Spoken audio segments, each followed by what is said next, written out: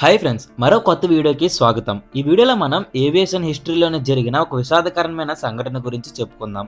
ఆ ఇన్సిడెంట్ జరిగాక ఏవియేషన్ చరిత్ర మారిపోయింది. ఒక సిల్లీ మిస్టేక్ కారణంగా వందల్లో ప్రాణాలు కోల్పోయారు. దాని గురించి ఈ వీడియోలో డీటెయిల్డ్గా చెప్పుకుందాం. దానితో పాటు మన భూమి మీద జరిగిన మొదటి ప్లేన్ క్రాష్ ఏదో కూడా ఈ వీడియోలో మనం చూద్దాం. మరి ఇంకెందుకు ఆలస్యం, ఈ వీడియోలోకి వెళ్ళిపోయే ముందు మీకు ఈ టాపిక్ పై ఇంట్రెస్ట్ ఉంటే లైక్ రూపంలో తెలియజేయండి. అండ్ ఇలాంటి కంటెంట్ మిస్ అవ్వకూడదు అనుకుంటే మన ఛానల్ని ఫాలో అవ్వడం మర్చిపోకండి. ఇక టాపిక్లోకి వెళ్ళిపోతే అది మార్చ్ 27, 1977 గ్రాండ్ కెనరియా ఎయిర్పోర్ట్. మిగిలిన రోజుల్లాగే ఆ రోజు కూడా ఎంతో ప్రశాంతంగా ఉంది. కానీ హఠాత్తుగా ఎయిర్పోర్ట్కి దగ్గరలో ఒక షాప్ దగ్గర ఒక గుర్తు తెలియని వ్యక్తి గ్రనేట్ వేయడంతో ఎయిర్పోర్ట్ అథారిటీ అంతా ఒక్కసారిగా అలర్ట్ అవుతుంది. టెర్రరిస్ట్ అటాక్ జరగబోతుందేమో అని అనుకుని ఆ ఎయిర్పోర్ట్కి రావాల్సిన ఫ్లైట్స్ అన్నిటిని వేరే ఎయిర్పోర్ట్స్కి ల్యాండింగ్కి పర్మిషన్ ఇస్తుంది. ఇక్కడతో సమస్య తీరిపోయింది అనుకున్నారు. కానీ ఎవరు ఊహించి ఉండరు దానికి 100 రెట్లు ప్రమాదకరమైన సంఘటన జరగబోతుంది అని.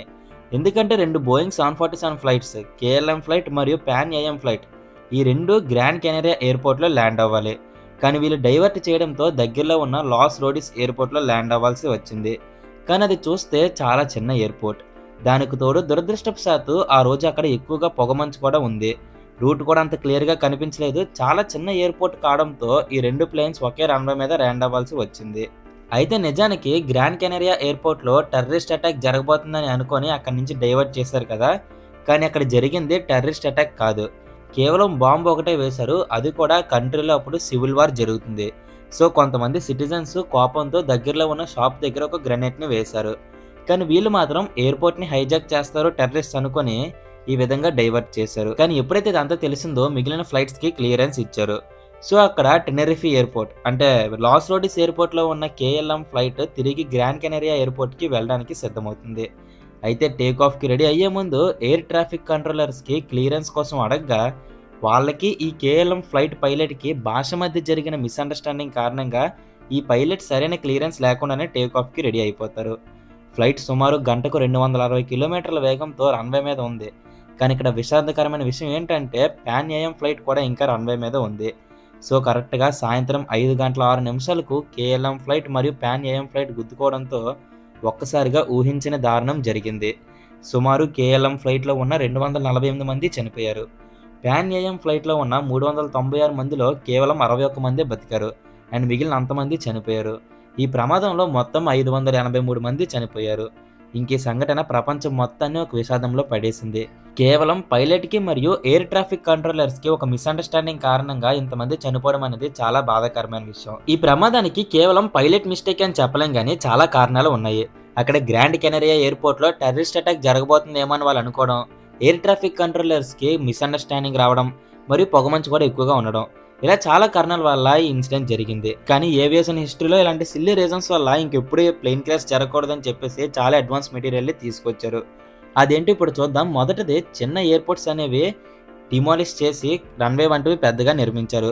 సిఆర్ఎం అనే ఒక కొత్త పద్ధతిని తీసుకొచ్చారు. దీనిలో భాగంగా పైలట్స్కి మరియు అక్కడ పనిచేసే గ్రూప్ మెంబర్స్కి డిఫికల్ట్ సిచ్యువేషన్స్లో ఎలా హ్యాండిల్ చేయాలో శిక్షణ ఇస్తారు.